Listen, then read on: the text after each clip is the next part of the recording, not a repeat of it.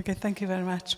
So we should do some brain exercising throughout our lives.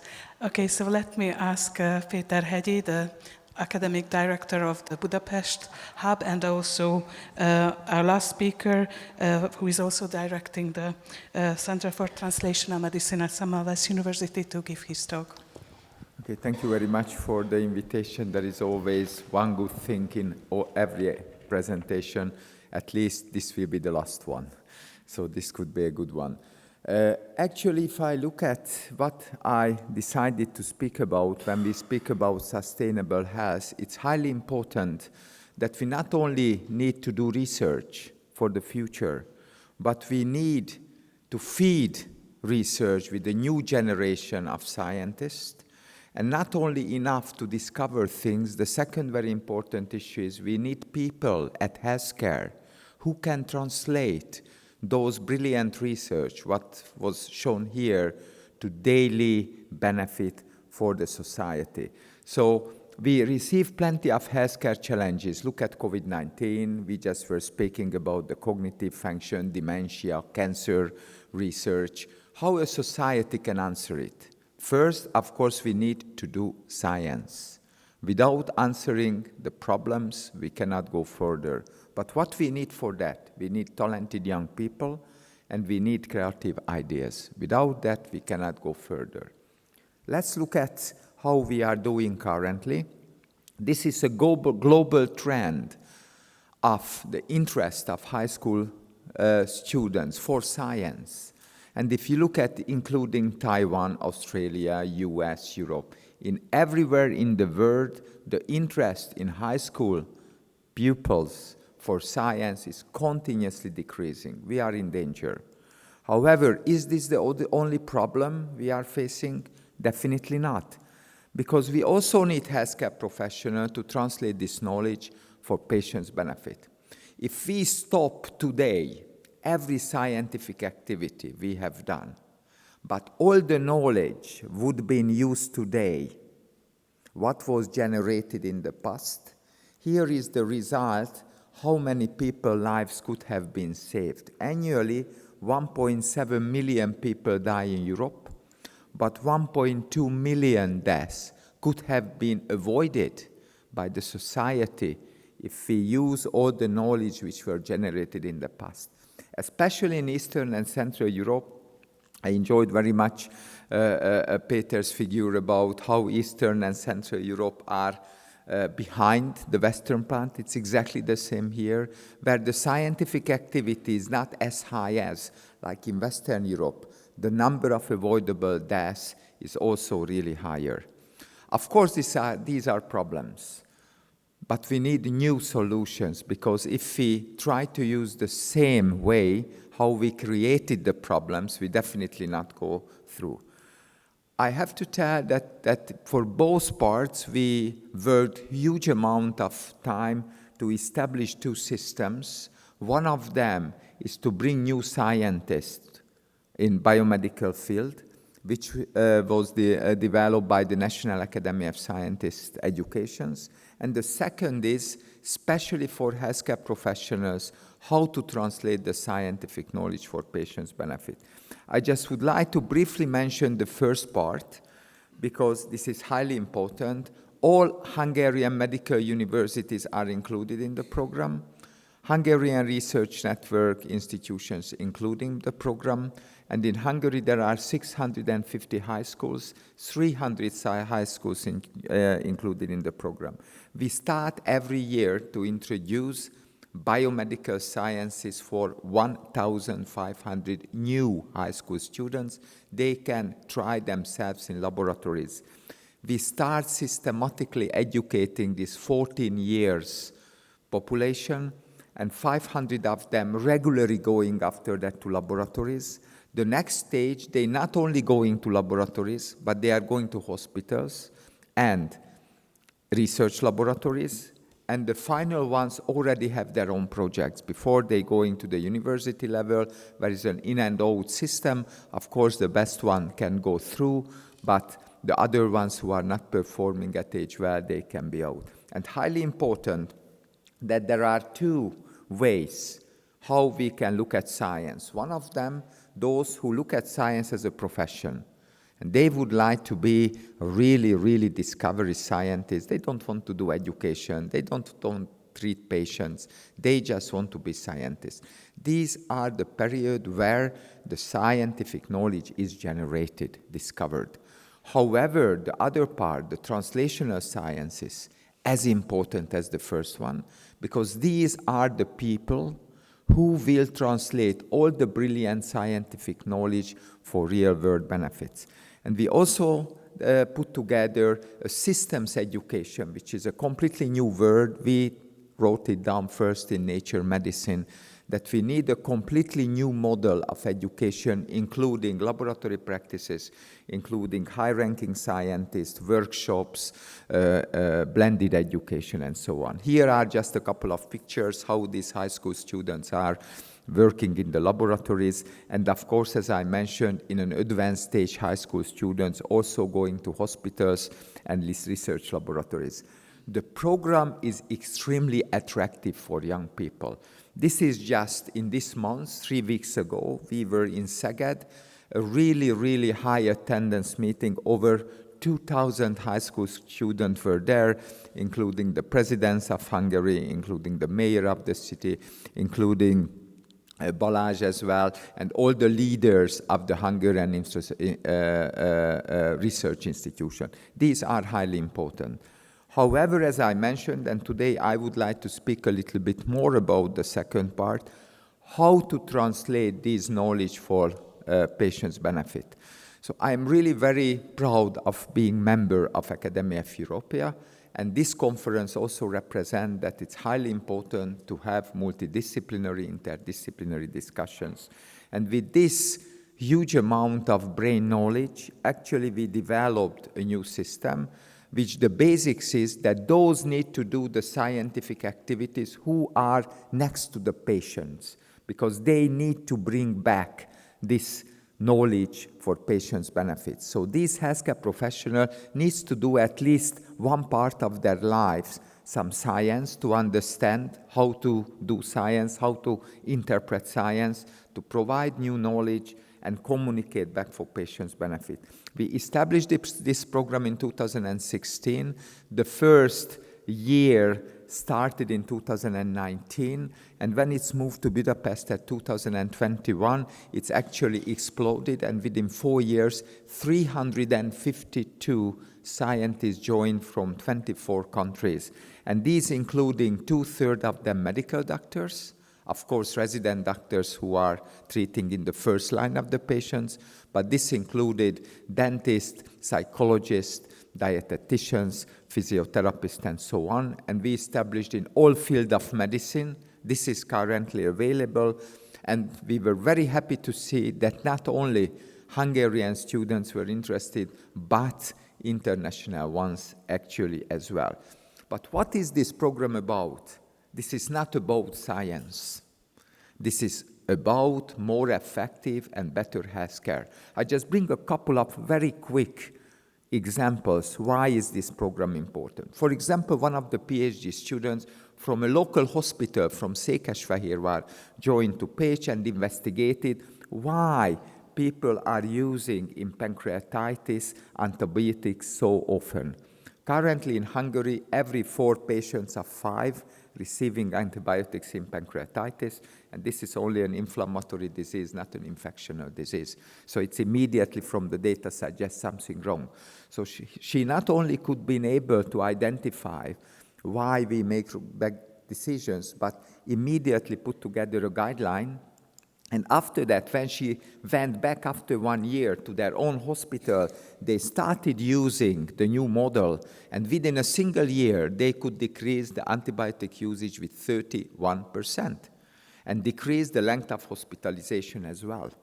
So what actually this suggests, and she defended her PhD a year later. So the society benefit came first, and after came the academic benefit. Or here is from the Heimpál Hospital, which is the biggest children's hospital in Central Europe. The guidelines suggested that the CFRD, the CF-related diabetes occurs at the age of 10. But many children were identified at school by visual impairment. So they started doing at the year of 4 with their research, and they could immediately identify 30% of kids having abnormal glucose tolerance before they had the visual complications. Again, a huge benefit. Or the third one, otorhinopharyngologists for the Bajcsi Hospital. So I am not speaking top universities. I am speaking regular hospitals.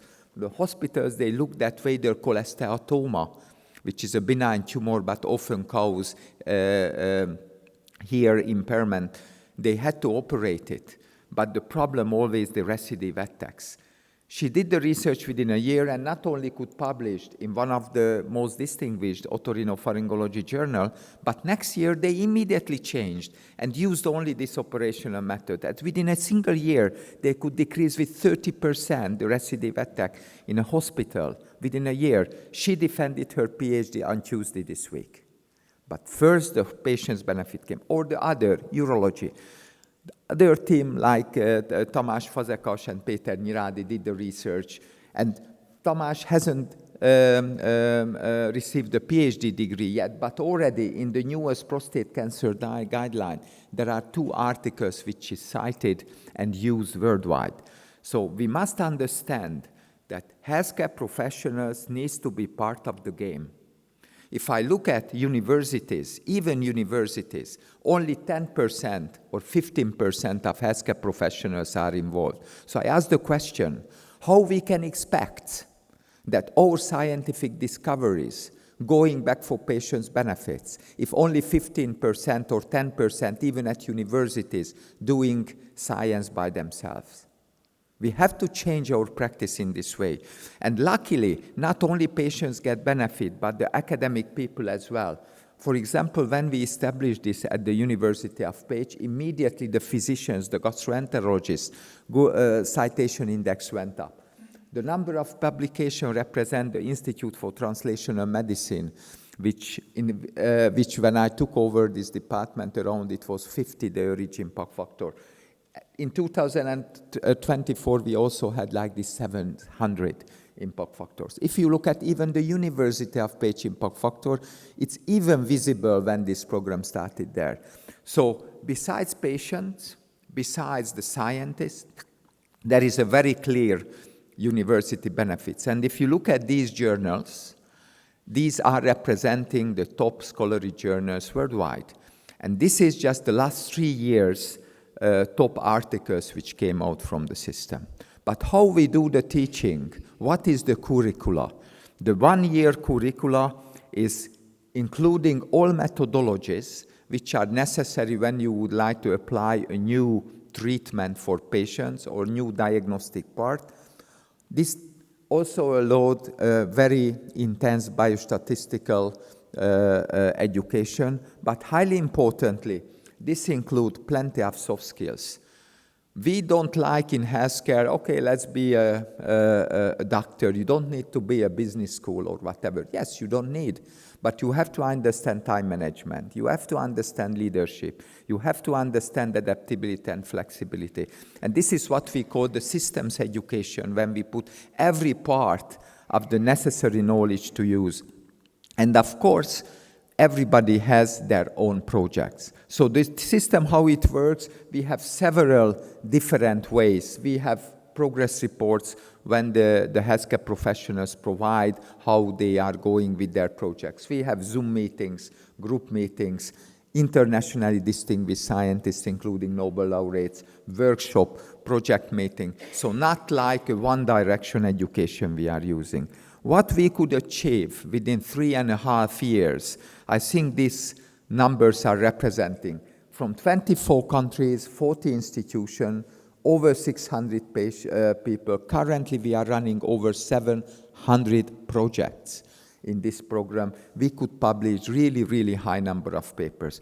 I am not a huge fan of scientometrics, but scientometrics, if they together represents whether an institution or an academic field doing good or well, of course scientometrics is not good enough to judge one discovery or one part, but generally a very good number showing whether you go or not. And as I mentioned at the beginning, that not only healthcare professionals, but the population needs to be involved. We have our own peoples who are responsible to publish everything we are publishing for the general population language, either in online, either in TV, either in radio, because they need to know what are the best discoveries, because when the doctors at a cancer institution going there and telling them, they have to understand how this data came from.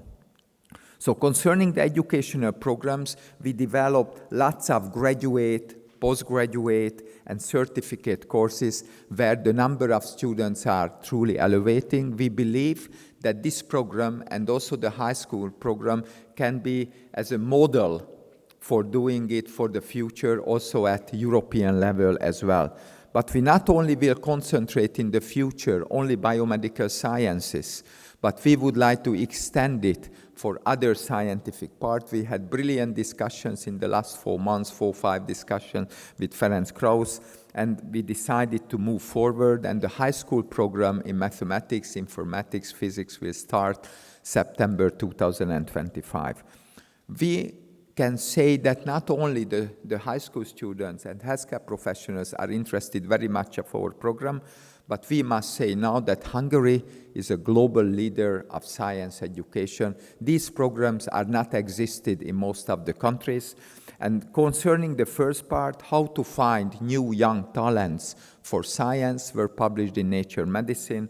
And also the other side, how to teach healthcare professionals to have more effective healthcare, we also could publish there. So I think we have a good model in Hungary, what we developed, both to feed science with young people and also to take the discoveries for patients' benefits.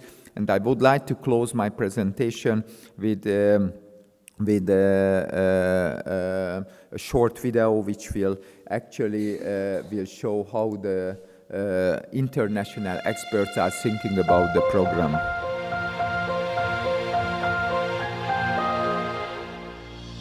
Science is an indispensable element of progress and the future. Science changes lives when discovery leads to action. The National Academy of Scientist Education makes this happen through 2 programs: the Discovery Science Program, which focuses on nurturing future researchers, and the Translational Science Program, which turns knowledge into real-world applications. I think the development is fantastic. When I came first time, it was a program centered in Szeged, with students coming from different parts of Hungary. But meanwhile, the program has developed into 2 branches, and actually one of these branches aims at revolutionizing science education in all of Hungary. I don't think you can be a good physician today without understanding science, without doing science at some time in your life, asking questions, critical questions, analyzing the literature. The Translational Medicine Hybrid PhD program, launched in 2016, aims to provide healthcare professionals with the knowledge essential to translate scientific results to their patients' benefits. Since 2019, 50 students, including doctors, dietitians, psychologists, and economists, have defended their PhD theses as part of the program. To date, more than 350 PhD students and 200 mentors from 24 countries have joined the international program. Recently, the program has accelerated significantly with the support of Semmelweis University, the government of Hungary, and Academia Europaea. Healthcare professionals have been able to demonstrably improve the quality of patient care in a short time, which, in addition to its positive social impact, has also resulted in cost-effective patient care. If they choose to develop career in science, they will have the view of the entire distance between the patient bed and the route to try and cure and help and develop drugs like we do. Besides the several professional and social events, students of secondary schools and universities, as well as healthcare professionals, can attend the meetings of Nobel laureates and talented students, which are organized by the Academy twice a year. At the conferences, approximately 2,000 guests, pupils, students, mentors, doctors, and other faculty members can listen to scientific presentations of professional quality, participate in educational events, and meet or talk to Nobel Prize-winning scientists and internationally renowned researchers. Since the first meeting in 2012, the Academy has held 24 successful conferences, with the prestigious participation of 18 Nobel laureates hailing from different parts of the world. First of all, I have a tremendous admiration and inspiration by what is done here to this program. This program is unique around the world. It's very special. It's not only going to improve Hungary, it's going to improve not only Central Europe, it's going to be a motor for progress, innovation, and a better world around the world.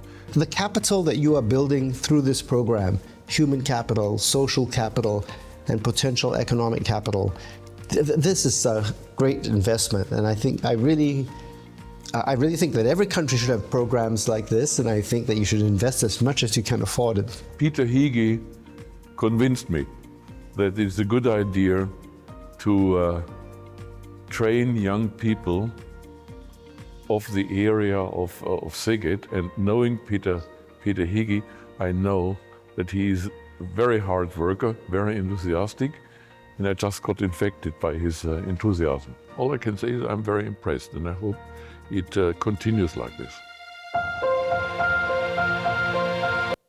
Yes, we are extremely enthusiastic, and I was very happy to infect these guys you could see there. I hope that I could infect a little bit you with science education. But think a little bit how much money we are spending on science. Peter showed like 4 billion euros are put in a line. European Research Council spending around 30 billion euros they spend for research. Other networks, 100 billion euros. I just made a quick calculation. If you establish in this high school program, for example in Europe, in every country, in all disciplines, we can generate annually 250,000 new high school students in science, 250,000 new students introduced to science. I calculated the money required for that for 1 year, 0.2 billion euros only.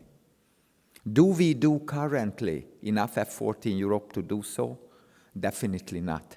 So I think policymakers should understand the importance. If Europe would like to be a key leader in science, we need a new generation of scientists, because 50 years ago, Europe was in the top in the scientific landmark. If now I look at Asia, China, Hong Kong, Singapore, US, Europe, we are closing to the third position in this scenario. So I think we need a complete paradigm change in science education, and I hope that in the future this program can get heard by policymakers. We were very happy to see that in Hungary the politicians understood this importance, but if we can put it to European level, we can change the whole landscape of science education and how to utilize scientific knowledge in patients' care. Thank you very much.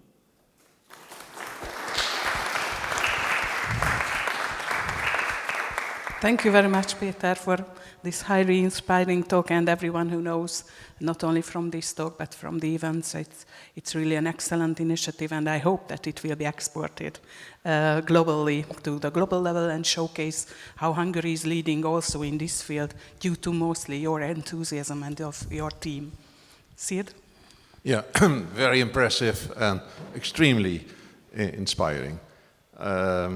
As former president of Academia Europaea, I had the pleasure to be with you in Szeged 2 times at this meeting of the National Academy of Science Education, and I was deeply, deeply impressed by what was happening there. I am very happy also that you announced that you will broaden the scope further from life sciences also to the physical sciences. And I trust that in line with the synergy demonstrated at this meeting at HUN-REN between earth, environment and healthy living, that we can trust that also further expansion will be done, including earth and environmental sciences. Our community is ready for that. And we need people like you basically making the difference and making it reality. So Peter, congratulations, what you have done so far. And this will strongly impact also other fields. Thank you very much, Sid. We're really very enthusiastic, and we really would like to expand it. And this comment also inspires us as well backwards, that we need to continue. And I really do hope. I remember the Munich meeting at Academy of Europea 2 years ago when Ole Petersen asked after a presentation, "It's very good, Peter, congratulations, inspiring in Hungary, but what will change it in Europe?" I think we have a good chance from 2026 to expand it to whole Europe and to discuss these ideas with policymakers at EU. And I really, really hope that if we establish this program, and it's possible to do it within 5-6 years in Europe as well, the European landmark in science will completely be changed. Okay. I want to say quickly that social sciences also have a lot of technical and laboratory work and could benefit a lot from this. I totally agree that this has to go at the European level, definitely, especially given the circumstances in the US, where research funding and education funding is cut like never before. So Europe now has a responsibility for leadership in this, and this is an absolutely amazing initiative. Congratulations. Thank you so much. Completely agree. Social sciences, humanities, physical sciences, maternal life sciences, everything needs to be done. I showed in a high school level and in the university healthcare level only biomedical sciences, and I think it can be used as a role model. And if the others are joining in the other fields, and this is very good if both of you feel that this could be a good investment to establish this at the European landscape, that we are really ready for doing this. I also highly value the education of young people, and I'm doing it as much as I can, a very small level compared to what you do. This is a fantastic example that you set for all of us, and I also agree with everyone that this is potentially would be very beneficial for the whole European or the world scientific community. My question is, do you have a mechanism in mind how you would like to widen the scope of this program to such extent? And obviously what you demonstrated clearly shows that not only a lot of work is needed here, but a lot of dedication from important decision makers is also needed here. So I'm really curious in how you envisage the widening of this program to the European scale. Thank you very much. I think completely on. We have a good model in Hungary that currently the government are supporting with 2/3 this program, and 1/3 is coming from the stakeholders. At high school level, the cities, municipals, the mayors are supporting this program and running there. For example, this year we were in Gyula, Nyíregyháza, Kaposvár, and other cities where the city putting money in it.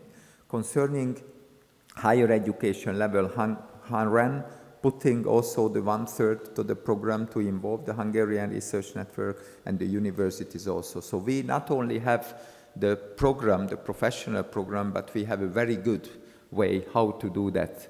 And we put together, and now we have a master plan for Europe within 5 years. We can do that. It's not protected, but this is the way, and I know will announce, and actually this is the first meeting here when I announce it, but I was very pleased that Ole Petersen and 3 Nobel laureates from 3 different fields, Aaron Cihanover from chemistry, Ferenc Krauss from physics, and the third one, was Erwin Neher from Physiology, nominated me for the forthcoming presidency at Academy of European level with this program, what I accepted. And the program is there, and let's see what will happen in the forthcoming year.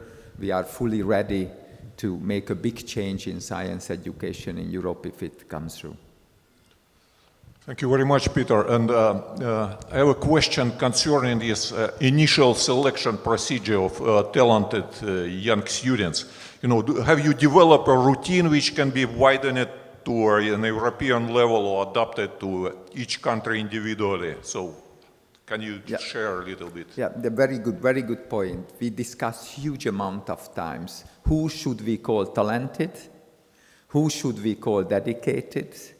And who should we put the money? Because if we spend the money on those people who are not interesting, it's waste of money.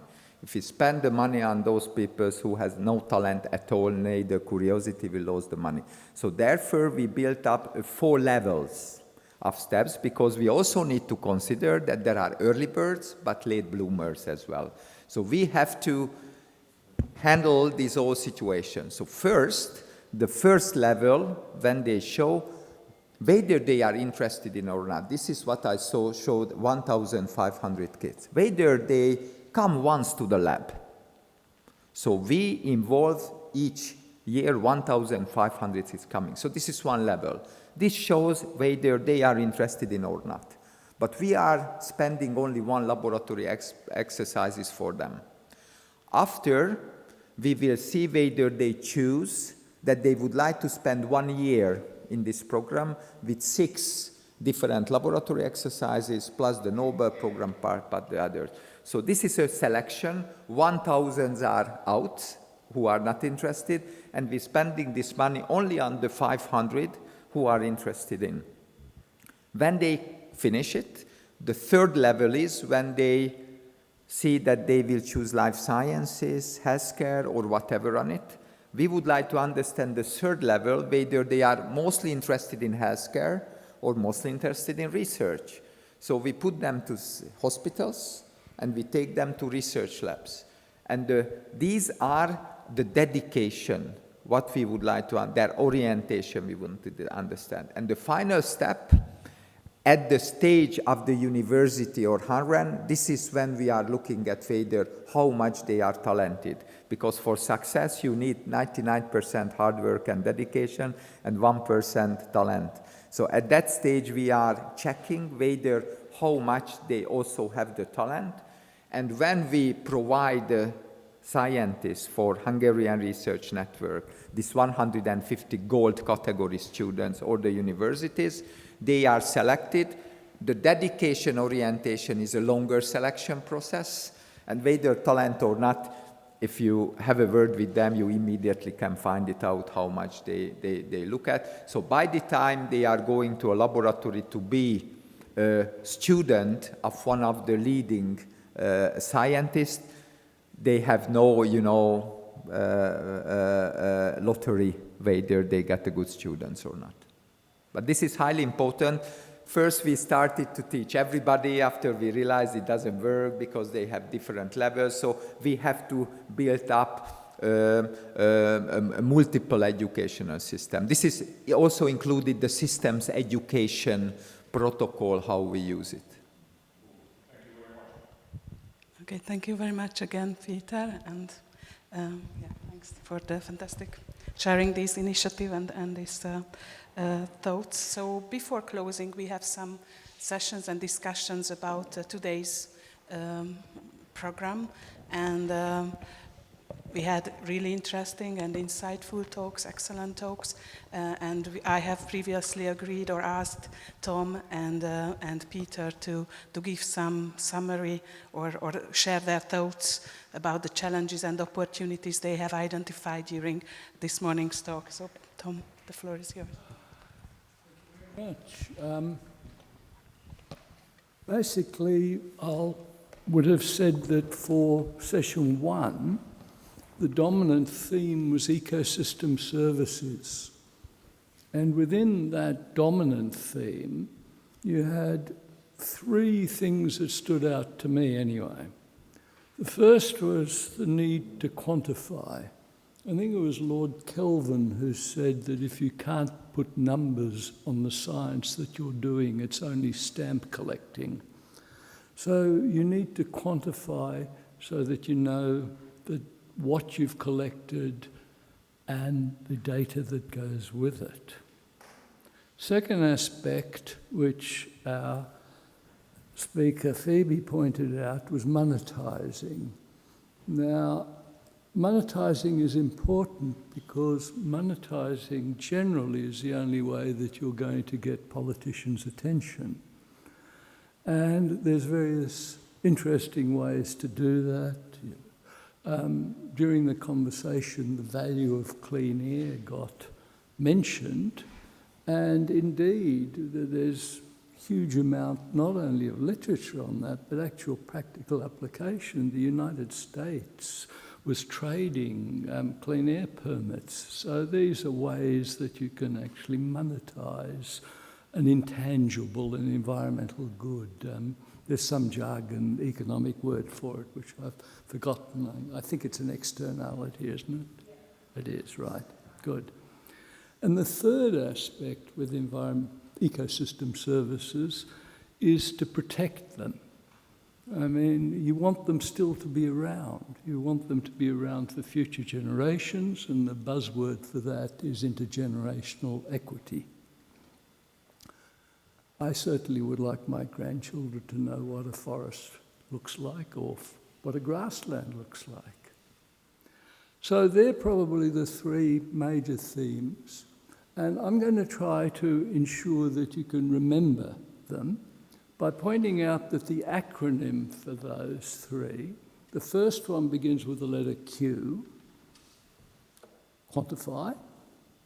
Second one begins with the letter M, monetize. And the third one begins with the letter P, protect. So the acronym is QMP. You're probably not going to remember that acronym, but try to remember this. When you go and seek funds from your local politician, you will be queuing to see a member of parliament. You'll be queuing to see the MP. So QMP is the way to remember this morning's session one. Thank you very much. It's really, really good. And maybe I would like now to ask Peter to summarize this more medicine-related session we had now. I was happy to listen also Peter's and Balázs' presentation. What I very much enjoyed that each of us were speaking about the future. Balázs even put 2100 on the picture as well, which is much longer than I ever thought before the date. So I think these three completely different talks, but I think very well represented what medicine needs for, or what healthcare needs for. First of all, we need master plans, what Peter presented actually, how to tackle the cancer disease, and highly importantly, the inequality. This is extremely important. This is human rights, this is ethical points. We not only need to treat the rich and highly educated people, but also everybody. This is, I think, a human, completely important thing. This touched me a lot during your presentation. Congratulations for bringing this point up. The other was, it's really scary to see how the population diversity are changing. While in the past, mostly there were young people and those who were working, now we can see the aging population. And we can see that after 65, there will be a huge population above 65. Even 40% of the population can be above. What does it mean? It needs a completely different financial mechanisms in every country, because who will work, who will not. The second is, we could realize in a couple of years, if you be backwards, about the job market, the sexism, you know, the gender differences, everything. No, there is a big problem of ageism as well. when people are applying for jobs. Now, if somebody is applying above 50, 60, we are not even considering many times why they are joining it. We need to completely differently this part of situation as well. And very importantly, what also Balázs brilliantly brought up, that above 60, 65, there is a big risk of the cognitive decline.